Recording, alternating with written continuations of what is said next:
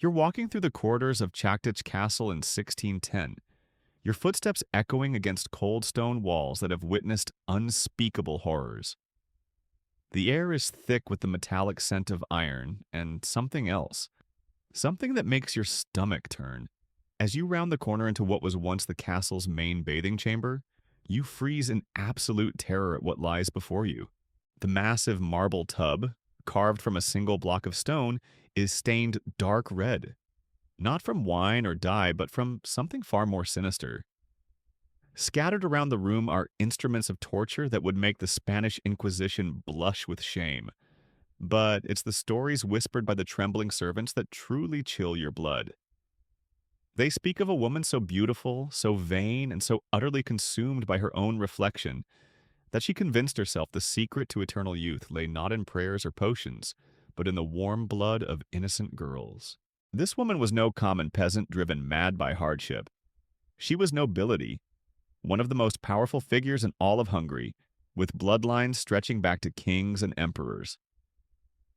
Her name was Elizabeth Báthory, and the horrors she orchestrated within these very walls would earn her a place in history as the most prolific female serial killer of all time.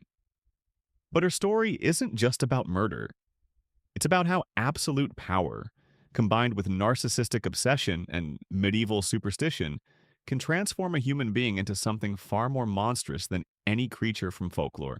Before diving into these forgotten stories of survival and suffering, if you enjoy learning about the hidden truths of history, consider hitting that like button and subscribing for more content like this. Please comment below to let me know where you're listening from. I find it incredible that we're exploring these ancient stories together from different parts of the world, connected across time and space by our shared curiosity about the past. What you're about to hear isn't just another tale of royal excess or medieval cruelty. This is the story of how beauty became an obsession, how vanity became a religion, and how the pursuit of eternal youth led to the systematic torture and murder of over 600 young women. Elizabeth Báthory didn't just kill, she created an elaborate ritual around death, turning her castle into a temple of blood where she worshipped at the altar of her own reflection.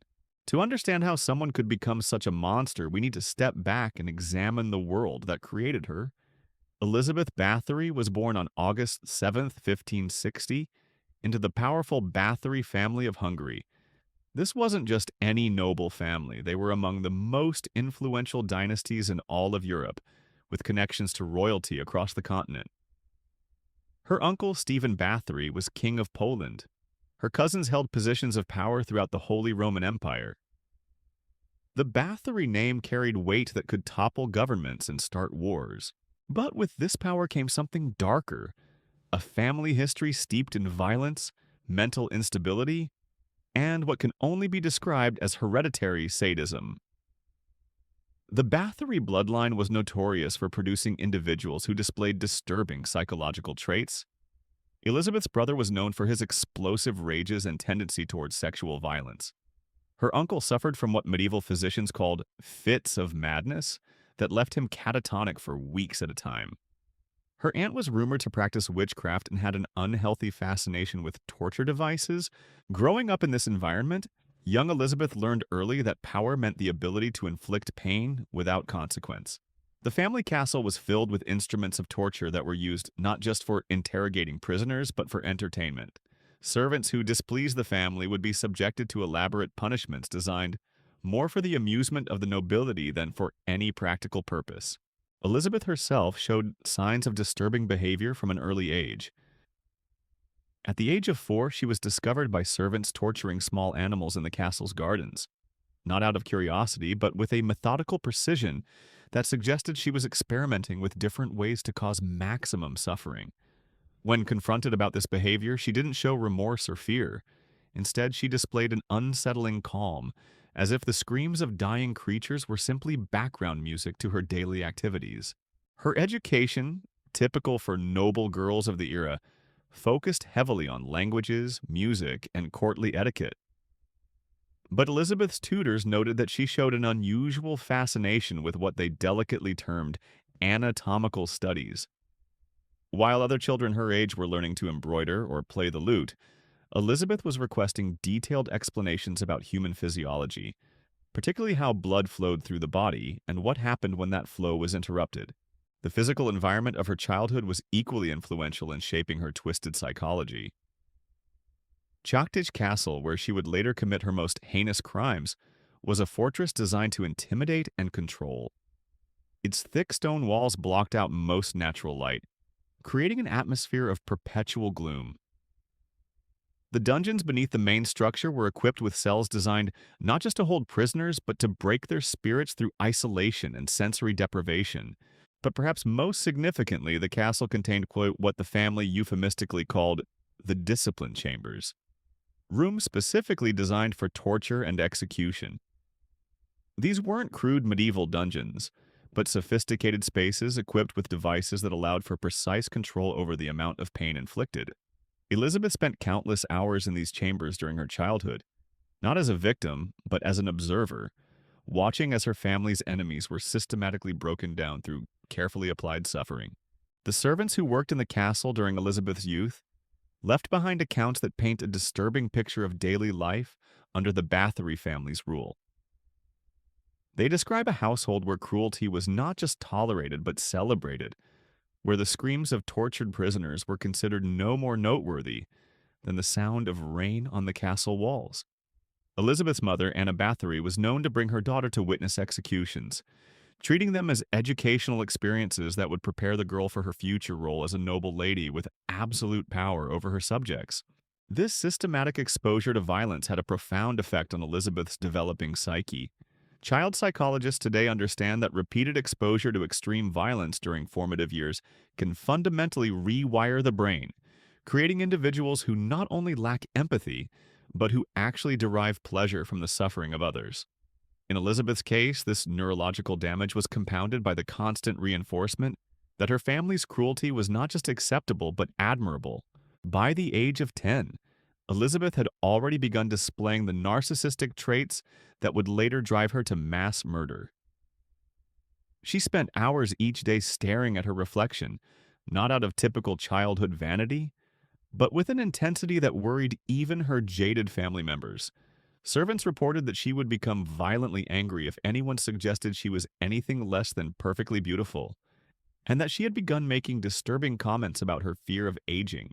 It was during this period that Elizabeth first encountered the superstitions about blood and beauty that would later form the foundation of her killing spree. Medieval Europe was filled with folk beliefs about the magical properties of human blood, particularly the blood of young virgins. These beliefs held that consuming or bathing in such blood could restore youth, cure diseases, and even grant immortality. For a girl already obsessed with her own beauty and terrified of losing it, these superstitions must have seemed like divine revelation. The turning point in Elizabeth's psychological development came when she was 11 years old. During a particularly brutal torture session in the castle's discipline chambers, she witnessed something that would haunt her for the rest of her life. A young peasant girl barely older than Elizabeth herself was being tortured for allegedly stealing bread from the castle's kitchens. As the torturer worked with methodical precision, Elizabeth noticed something that transfixed her: the way the girl's blood seemed to make her skin glow in the torchlight.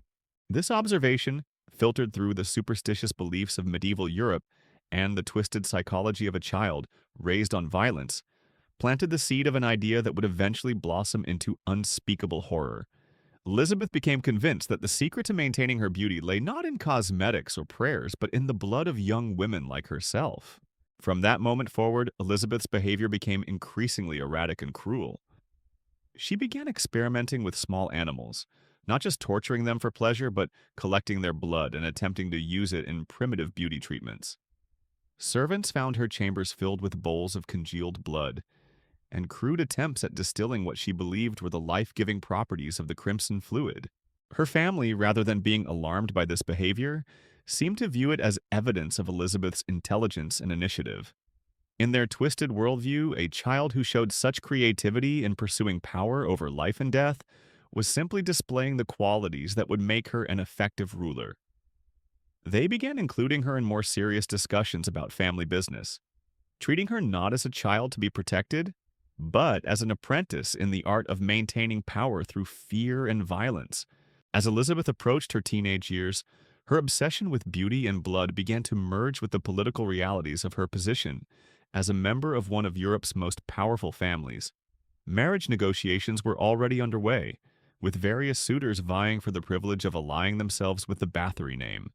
But Elizabeth had her own ideas about what qualities she wanted in a husband.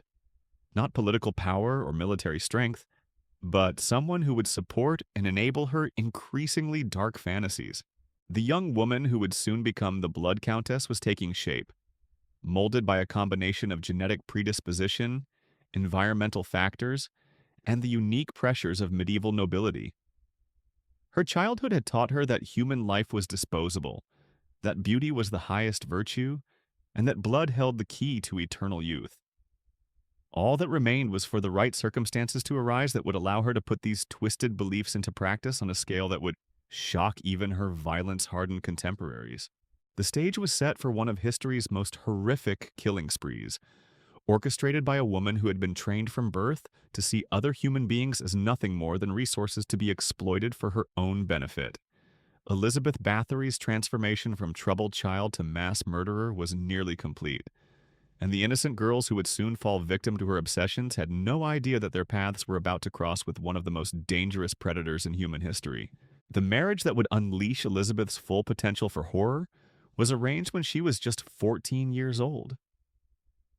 Her chosen husband was Ferenc Nadasdy, a man whose reputation for battlefield brutality had earned him the nickname the Black Knight. This wasn't a romantic union born of courtly love. It was a calculated political alliance between two of Hungary's most powerful and violent families. But for Elizabeth, it represented something far more significant: the opportunity to find a partner who would not only tolerate her dark inclinations, but actively encourage them. Ferenc was everything the Báthory family could have hoped for in a son-in-law. He was wealthy, politically connected, and possessed a sadistic streak that rivaled Elizabeth's own emerging tendencies. His military campaigns against the Ottoman Empire were legendary not just for their strategic success, but for the creative cruelty he inflicted upon captured enemies. Stories circulated throughout Europe about Ferenc's preferred methods of execution: elaborate tortures that could last for days, designed to extract maximum suffering before finally granting the mercy of death. When Elizabeth first met her future husband, she was reportedly fascinated not by his wealth or status, but by the detailed stories he told about his battlefield exploits. While other noble ladies might have been horrified by accounts of flayed prisoners and mass executions, Elizabeth listened with rapt attention, asking probing questions about techniques and methodology. Ferenc, recognizing a kindred spirit, began sharing increasingly graphic details about his methods, treating their courtship conversations like masterclasses in the art of inflicting pain. Their wedding, held at Vranov Castle in May 1575, was a spectacle that showcased both families' wealth and their shared appreciation for violence as entertainment. The celebration lasted for days with elaborate feasts, musical performances, and what the guests euphemistically called demonstrations. These demonstrations involved the public torture and execution of prisoners, presented as wedding entertainment that would set the tone for the couple's married life. Elizabeth, now 15 and legally bound to one of Europe's most notorious sadists, found herself in an environment where her darkest impulses were not just tolerated, but celebrated. Ferenc recognized his young wife's potential and began what can only be described as her advanced education in the arts of torture and murder. He introduced her to techniques he had learned during his military campaigns, showed her how to use various instruments of torture, and, most crucially, taught her the psychological principles that made victims more compliant and suffering more prolonged. The early years of their marriage were spent at Čachtice Castle, a fortress that Ferenc had specifically modified to accommodate their shared interests. The castle's lower levels were expanded into an elaborate complex of torture chambers, each designed for different types of suffering. There were rooms for physical torture, chambers for psychological torment, and special facilities for what the couple called their experiments. Systematic studies in how much pain the human body could endure before death provided escape. But it was during this period that Elizabeth's obsession with blood and beauty began to evolve from childish superstition into something far more systematic and deadly. Ferenc, impressed by his wife's theories about the life-giving properties of human blood, began providing her with subjects for experimentation. Peasant girls who had been captured during his military campaigns were brought to the castle not as prisoners of war, but as raw materials for Elizabeth's increasingly elaborate beauty treatments. The first documented murder attributed to Elizabeth occurred in 1578, when she was just 18 years old. The victim was a peasant girl named Clara, approximately 14 years of age, who had been brought to the castle to serve as a lady's maid. According to testimony later given by surviving servants, Clara had accidentally pricked Elizabeth with a needle while helping her dress. The sight of her own blood on the girl's hand triggered something primal in Elizabeth's twisted psyche. What happened next would establish the pattern for hundreds of future murders. Elizabeth didn't simply kill Clara in a fit of rage. Instead, she conducted what she later described to Ferenc as an experiment. She had the girl restrained and then made a small incision on her arm, collecting the flowing blood in a silver basin. Elizabeth then used this blood as a face mask, convinced that the young girl's life force would somehow transfer to her own skin and preserve her beauty.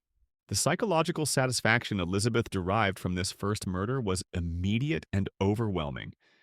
Not only had she eliminated someone who had dared to shed her royal blood, but she had also acquired what she believed was a potent beauty treatment. The combination of revenge, power, and vanity created an intoxicating cocktail that would drive her to repeat and refine the process hundreds of times over the following decades. Ferenc's reaction to his wife's first murder was not horror or concern, but rather pride and encouragement. He praised Elizabeth's creativity and suggested ways to improve her technique. This validation from the person whose opinion mattered most to her was crucial in Elizabeth's psychological development. She had found not just a partner who accepted her murderous impulses, but one who actively encouraged their refinement and expansion.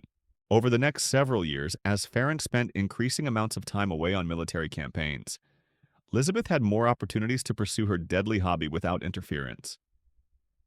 She began developing what modern criminal psychologists would recognize as a sophisticated hunting and killing system. She established networks of procurers who would identify potential victims in surrounding villages, created elaborate cover stories to explain the disappearances, and, most importantly, began refining her methods of extracting and utilizing human blood. The castle's staff during this period consisted largely of individuals who were either too terrified to resist or too corrupted by the promise of rewards to object. Elizabeth surrounded herself with accomplices who shared her twisted worldview, creating an echo chamber where her most depraved impulses were constantly reinforced and validated. These accomplices weren't merely passive witnesses to her crimes. They became active participants in a killing machine that would eventually claim hundreds of lives. But Elizabeth's murders weren't random acts of violence driven by momentary rage or opportunity. They were methodical, systematic, and driven by an increasingly elaborate belief system that combined medieval superstition with her own narcissistic delusions. She became convinced that not all blood was equally valuable for her purposes. The blood of young virgins was most potent, followed by that of girls from noble families, while the blood of peasants and servants was considered barely worthy of collection. This hierarchy of victims led Elizabeth to develop increasingly sophisticated methods of procurement and selection. She began hosting what she called educational opportunities at the castle, inviting the daughters of minor nobility to serve as companions and ladies-in-waiting. These positions were presented as honors that would provide young women with valuable training in courtly etiquette and household management. In reality, they were elaborate traps, designed to provide Elizabeth with a steady supply of high-quality victims, whose disappearances could be more easily explained or covered up. The psychological profile that emerges from studying Elizabeth's methods reveals a killer of extraordinary cunning and cruelty. She understood instinctively how to manipulate the social and economic vulnerabilities of her time period, using the rigid class structure of medieval society to shield herself from investigation while ensuring a constant supply of victims. Parents were honored that the great Elizabeth Báthory had chosen their daughters for service, never suspecting that they were essentially delivering their children to a predator who viewed them as nothing more than sources of beauty-enhancing blood. As Elizabeth's killing spree intensified, so did her elaborate rituals around the collection and use of human blood. She commissioned specialized equipment from the castle's blacksmiths, devices designed to extract blood from living victims, while keeping them conscious and aware for as long as possible. She developed complex theories about which times of day and seasons of the year produced the most potent blood, leading to carefully scheduled murder sessions that followed astronomical and astrological calculations. The transformation of Čachtice Castle into what was essentially a blood processing facility required the complicity and silence of dozens of individuals. Servants, guards, craftsmen, and suppliers all became part of a conspiracy that enabled Elizabeth's crimes to continue for over 2 decades. Some were motivated by fear, others by greed, and still others by their own twisted fascination with the horrors they witnessed. But all of them understood that their silence was purchased with their lives. Any attempt to expose Elizabeth's activities would result in their own deaths, probably after prolonged torture. By the time Ference died in 1604, Elizabeth had already killed dozens of young women and had refined her methods to a level of efficiency that would have impressed any modern serial killer. But Ference's death removed the last external constraint on her behavior, leaving her free to pursue her obsessions with an intensity that would ultimately lead to her downfall. The widow Báthory, now in complete control of vast estates and answerable to no husband or father, was about to embark on the most prolific killing spree in recorded history. The stage was set for the final, most horrific chapter of Elizabeth Báthory's reign of terror, a period that would see her transform from a dangerous individual killer into the architect of an industrial-scale murder operation that would claim the lives of over 600 young women before finally attracting the attention of authorities powerful enough to stop her. The years following Ference's death in 1604 marked a dramatic escalation in Elizabeth's murderous activities, but they also revealed the sophisticated network of corruption and complicity that had enabled her crimes to flourish for so long.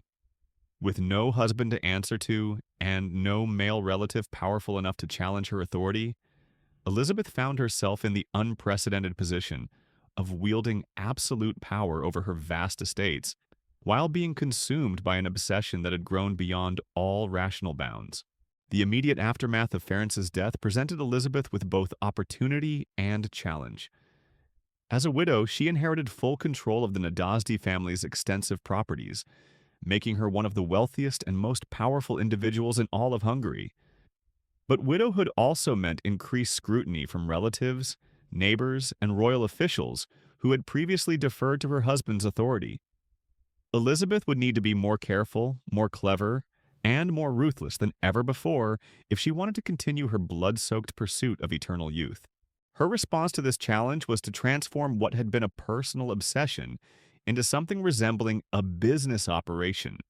Elizabeth began systematically expanding her network of accomplices, recruiting individuals who could help her procure victims, dispose of evidence, and maintain the elaborate facade of respectability that protected her from investigation.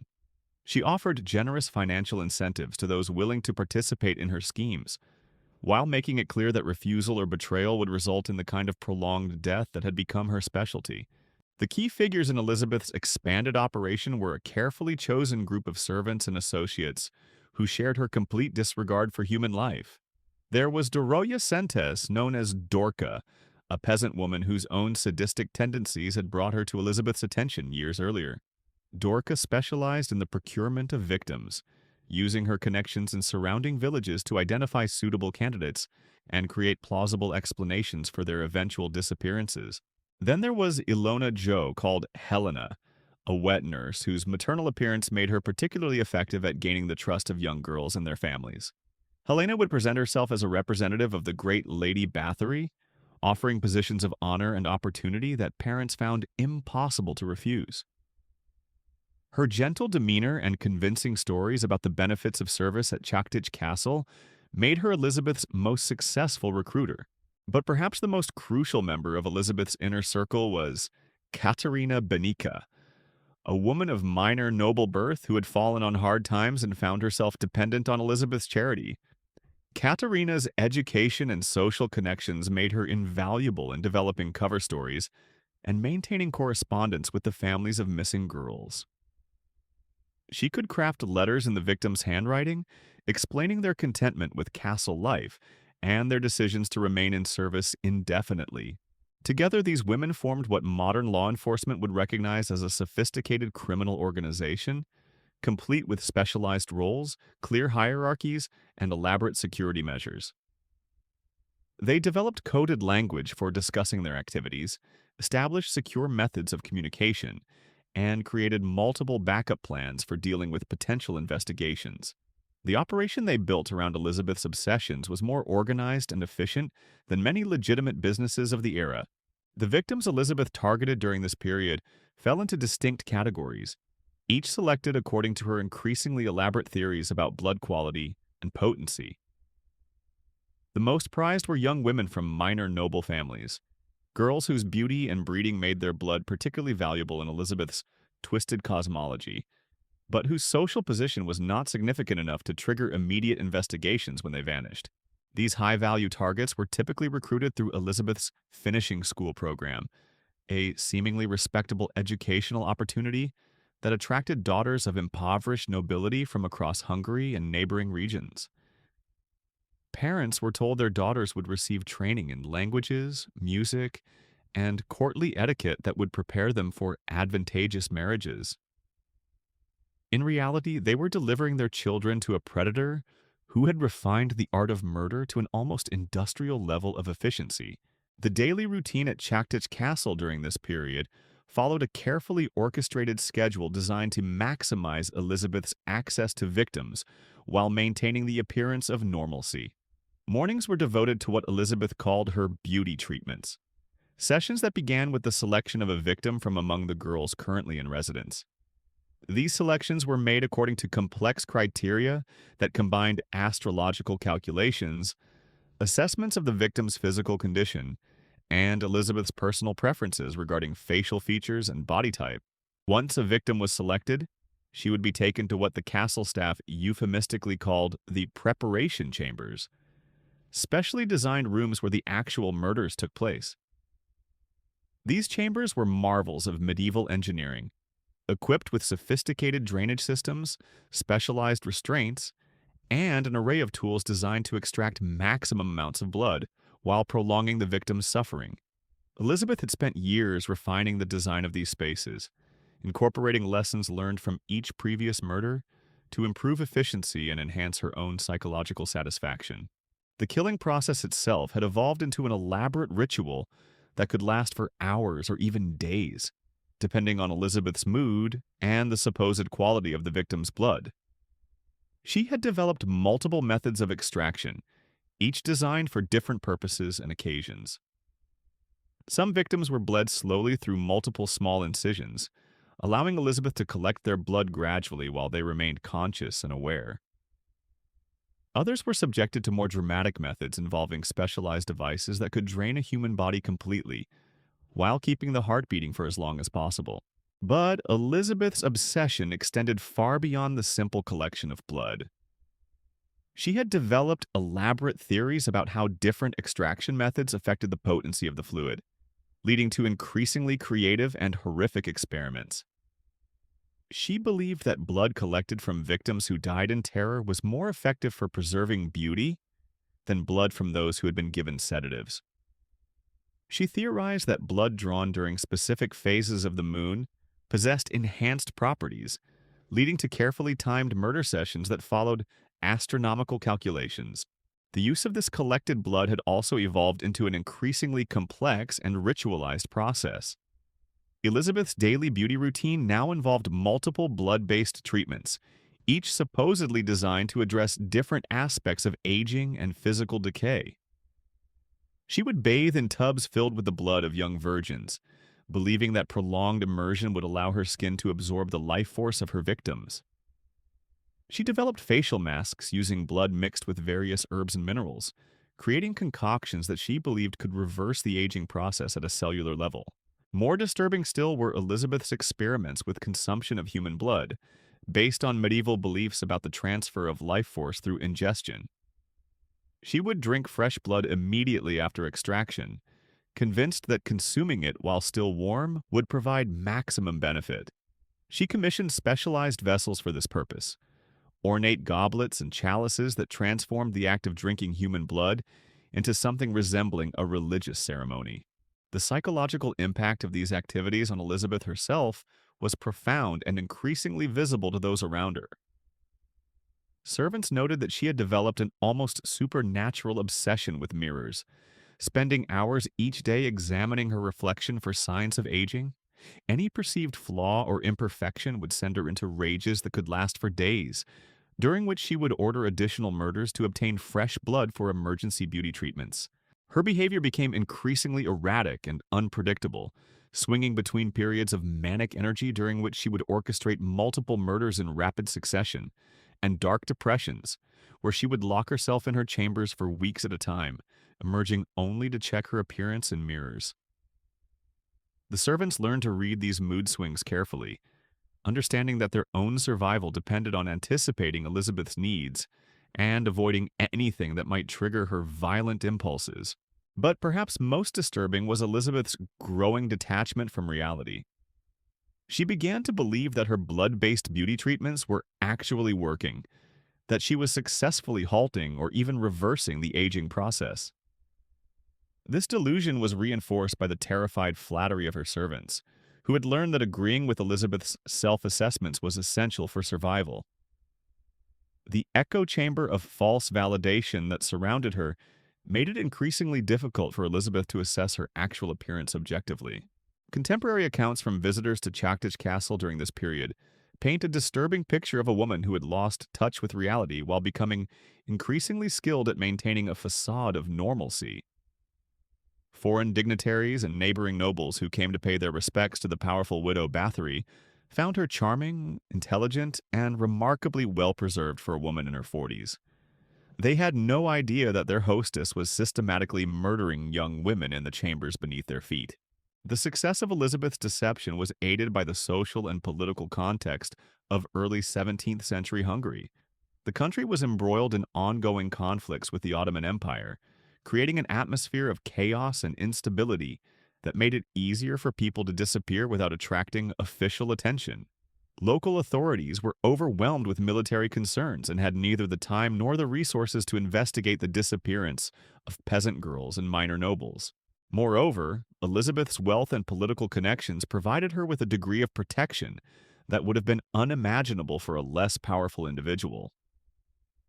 She made strategic donations to the Catholic Church, maintained friendly relationships with key government officials, and used her vast resources to ensure that potential investigators found more profitable pursuits elsewhere.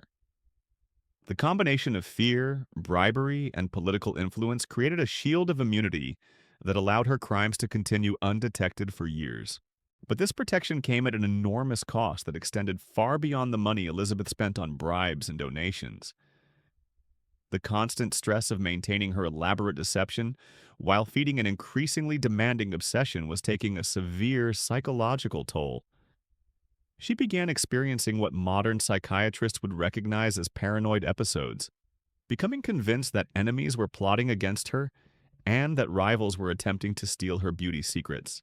These paranoid delusions led Elizabeth to expand her circle of victims to include individuals who had never been part of her original target profile. Servants who had witnessed too much, suppliers who asked too many questions, and even former accomplices who showed signs of wavering loyalty all found themselves added to Elizabeth's growing list of people who needed to be eliminated. The Blood Countess had become a danger not just to innocent young women, but to anyone whose continued existence threatened her carefully constructed world of delusion and murder.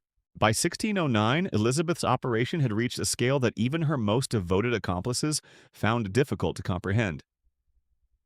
The castle's lower chambers had been transformed into what could only be described as an abattoir designed for human processing. Multiple torture chambers operated simultaneously, each equipped with its own specialized drainage systems and blood collection apparatus. The sound of screaming had become so commonplace that the remaining servants moved through their daily routines with the mechanical indifference of workers in a slaughterhouse. The sheer logistics of disposing of so many bodies had forced Elizabeth to develop increasingly creative solutions. The castle's grounds were honeycombed with mass graves, carefully concealed beneath gardens and outbuildings. Bodies were often dismembered to make disposal easier, with different parts buried in separate locations to reduce the chances of discovery. Some remains were fed to the castle's pigs, while others were burned in specially constructed furnaces that operated throughout the night, sending plumes of greasy black smoke into the Hungarian countryside. But Elizabeth's growing carelessness was beginning to attract unwanted attention. The disappearance of so many young women from the surrounding region had not gone completely unnoticed, despite her elaborate cover stories and bribes to local officials. Families were asking increasingly persistent questions about daughters who had supposedly found wonderful positions at the great castle but had mysteriously stopped sending letters home. Village priests were receiving confessions from individuals who claimed to have witnessed strange activities at Čachtice, though most were too terrified to provide specific details. The turning point came when Elizabeth made the fatal error of expanding her victim pool to include young women from prominent noble families. Girls whose disappearances could not be explained away with simple stories about voluntary service or tragic accidents. These high-profile victims brought with them connections to powerful relatives who possessed both the resources and the political influence necessary to demand real investigations. The first serious challenge to Elizabeth's immunity came from the family of Anna Darvulia, a young noblewoman who had vanished while supposedly attending one of Elizabeth's educational programs. Anna's father, a wealthy landowner with connections to the royal court, refused to accept the usual explanations about his daughter's contentment with castle life. When weeks passed without any direct communication from Anna, he began making inquiries that could not be dismissed or diverted through the usual channels. Desperate to maintain her facade, Elizabeth ordered her accomplices to produce evidence that Anna was still alive and well. This led to an increasingly elaborate deception involving forged letters, false witnesses, and even an attempt to find a girl who resembled Anna closely enough to appear at public functions in her place. But these desperate measures only drew more attention to the inconsistencies in Elizabeth's stories and raised additional questions about the fate of other missing girls. The investigation that followed was led by György Thurzó, the Palatine of Hungary, and one of the few officials in the kingdom with sufficient authority to challenge Elizabeth's power. Thurzó had initially been reluctant to pursue the matter, partly due to his own family's financial dealings with the Báthory estate, but the mounting evidence of systematic murder eventually made official action unavoidable. On December 29, 1610, Thurzó arrived at Čachtice Castle with a contingent of soldiers and court officials, ostensibly for a routine inspection, but actually to gather evidence of Elizabeth's crimes. What they found exceeded even their worst expectations. The castle reeked of death and decay, with bloodstains visible throughout the main living areas and torture devices openly displayed in what had once been formal reception rooms. In the dungeons beneath the castle, the investigators discovered a scene that would haunt them for the rest of their lives. Dozens of girls were found in various stages of torture and mutilation, some still alive but barely recognizable as human beings. The walls were stained with blood and decorated with implements of torture that demonstrated a level of creative cruelty that shocked even experienced military officers. Bodies in various states of decomposition were stacked like cordwood in storage chambers, while specialized equipment for blood collection and processing filled room after room. Elizabeth herself was found in her private chambers, apparently in the middle of one of her elaborate beauty treatments. She was covered in blood from head to toe, sitting before a massive mirror while two terrified servant girls applied fresh human blood to her face and hair. Her appearance was so grotesque that several of the investigating officers initially mistook her for one of the victims, unable to reconcile the blood-soaked creature before them with their expectations of noble dignity. The immediate aftermath of Elizabeth's capture was marked by desperate attempts to minimize the scandal and protect the reputation of Hungary's noble families. Many of Elizabeth's crimes had been committed with the knowledge or participation of other aristocrats, creating a web of complicity that extended far beyond the walls of Čachtice Castle. Thurzo and his investigators found themselves in the delicate position of needing to prosecute obvious crimes while avoiding revelations that might destabilize the entire social order. The solution they arrived at was a carefully orchestrated cover-up that acknowledged Elizabeth's guilt while limiting the scope of public disclosure. Her accomplices were arrested and subjected to public trials that revealed enough details to satisfy demands for justice while carefully avoiding the most damaging revelations about noble complicity. Dorca, Helena, and several other key participants were executed in gruesome public spectacles designed to demonstrate that justice had been served. Elizabeth herself presented a more complex problem. As a member of one of Hungary's most powerful families, she could not be subjected to public trial without risking political upheaval that might benefit the kingdom's enemies. The Ottoman Empire remained a constant threat, and internal conflicts over Elizabeth's crimes could provide opportunities for foreign intervention that Hungary could ill afford. The compromise reached by the authorities was to confine Elizabeth to her own castle under conditions that amounted to solitary imprisonment for life. She was walled up in a set of rooms in Čachtice Castle's tower, with only small openings for the delivery of food and the removal of waste. This solution satisfied the demands for punishment, while avoiding the political complications that would have resulted from a public execution.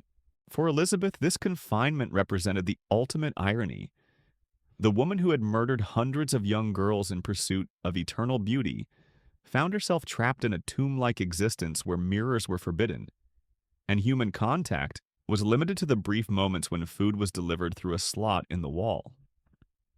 She would spend the next 4 years in this living death, slowly going mad as she was forced to confront the reality of what she had become, without the distractions of murder and blood-soaked beauty treatments. The final years of Elizabeth Báthory's life were marked by a gradual descent into complete madness, as the full weight of her isolation and the futility of her crimes finally penetrated her delusional worldview. Servants who delivered her meals reported that she spent most of her time talking to herself, sometimes carrying on elaborate conversations with imaginary visitors or long-dead victims. She would scream for hours at a time, demanding mirrors and beauty treatments that would never come again. Her physical deterioration was swift and dramatic. Without access to her blood-based beauty regimens, Elizabeth aged rapidly, developing the wrinkles and gray hair she had spent decades trying to prevent. The irony was not lost on those few individuals who were aware of her condition. The woman who had killed hundreds in pursuit of eternal youth was experiencing the very aging process she had fought so desperately to avoid. On August 21st, 1614, Elizabeth Báthory was found dead in her cell, apparently having died in her sleep.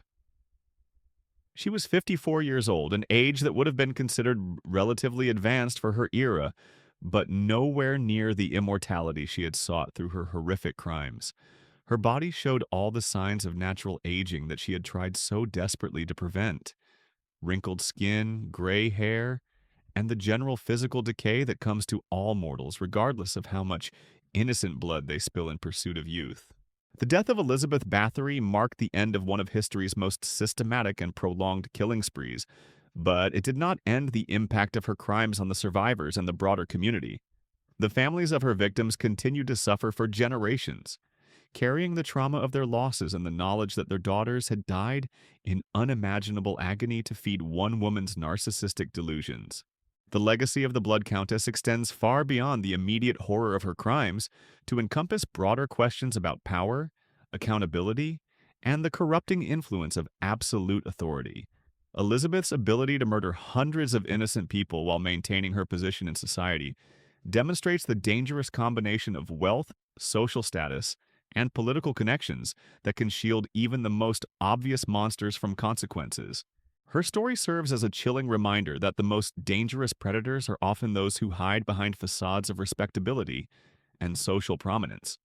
The same noble bearing and cultured demeanor that allowed Elizabeth to attract victims also protected her from investigation for decades, creating a perfect storm of circumstances that enabled unprecedented evil to flourish unchecked.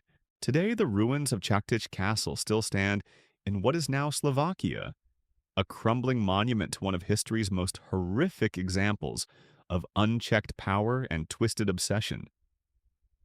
Visitors to the site often report feeling an overwhelming sense of dread and sadness, as if the stones themselves remember the screams of the innocent girls who died within those walls. The castle's dungeons, where so much suffering took place, remain sealed and inaccessible, though local legends claim that the stains of blood can still be seen on the walls despite centuries of weathering. The story of Elizabeth Báthory reminds us that evil often wears the mask of beauty and respectability, that monsters can hide behind noble titles and elegant manners. Her crimes were not the result of sudden madness or desperate circumstances, but of a systematic corruption that began in childhood and grew over decades into something that defied human comprehension. Perhaps most disturbing of all is the realization that Elizabeth's story is not entirely unique. Throughout history, powerful individuals have used their positions to prey upon the vulnerable, hiding their crimes behind walls of wealth and influence. The Blood Countess may have been the most prolific female serial killer in recorded history, but she was not the only person to discover that absolute power can corrupt absolutely, transforming human beings into creatures far more monstrous than any mythological beast. In the end, Elizabeth Báthory's pursuit of eternal beauty led only to eternal infamy, her name forever associated with the worst impulses of human nature. The blood she spilled in pursuit of youth could not prevent her own aging and death, and the terror she inflicted on hundreds of innocent victims serves as a permanent reminder of the price that societies pay when they allow power to exist without accountability or moral restraint.